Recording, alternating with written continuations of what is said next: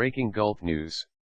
Brussels, Central and Eastern European leaders strongly opposed to attempts by Brussels and Berlin to impose refugee quotas on them are meeting Luxembourg's foreign minister in Prague on Monday. Their meeting with Jean Asselborn comes before talks by EU leaders on Tuesday and Wednesday to try to decide on what already looks like a vain attempt to limit the flow of refugees and migrants into Europe. After months of being consistently behind the curve in grappling with the EU's huge migration crisis, Interior ministers will hold a meeting on Tuesday focused on the highly divisive issue of mandatory refugee sharing across the Union. There will then be an emergency summit of leaders on Wednesday. Asselborn's meeting follows a letter from the Czech government, which wrote to Brussels arguing that compulsory quotas were illegal and that it could take the issue to the European Court of Justice in Luxembourg.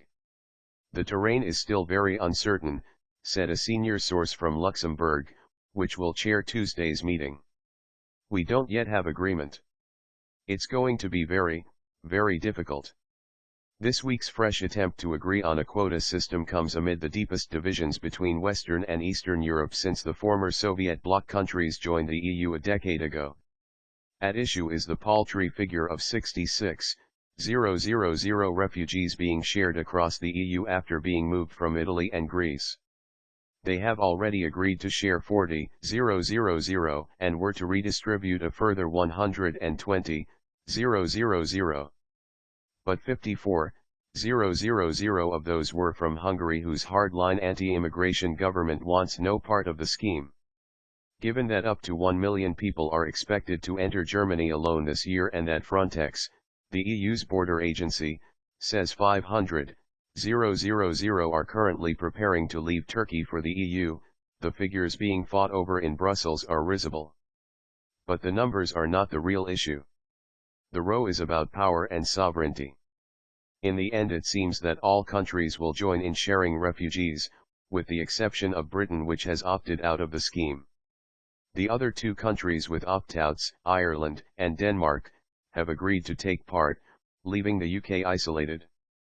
For the East Europeans, the vexed question is one of decision-taking, whether Brussels and Berlin sets their quota or whether they decide themselves to take in refugees. They feel they are being bullied and blackmailed by the Germans, who have threatened to withhold EU funding for the recalcitrants. For the supporters of quotas, especially in the European Commission, the numbers are also less important. For Brussels, the key factor is that the start of mandatory sharing would mark the first tentative steps towards common EU policies on refugees, and set a precedent to be built on.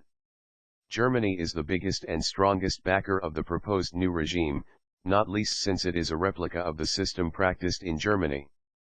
It has a well-functioning federalist scheme spreading and funding the burden across the 16 German Länder or states based on a formula that takes account of local wealth, unemployment rates, and immigrant population density. In effect, the European Commission is proposing to extend the German model to the EU. If there is no consensus on Tuesday, the pro-quotas camp could push the issue to a qualified majority vote, which they would comfortably win. But that could open up deep divisions and cause major political damage. It would mean forcing countries to take in people they don't want and send people to countries where they do not want to go, said an EU official who believed a vote on such an incendiary issue would be counterproductive.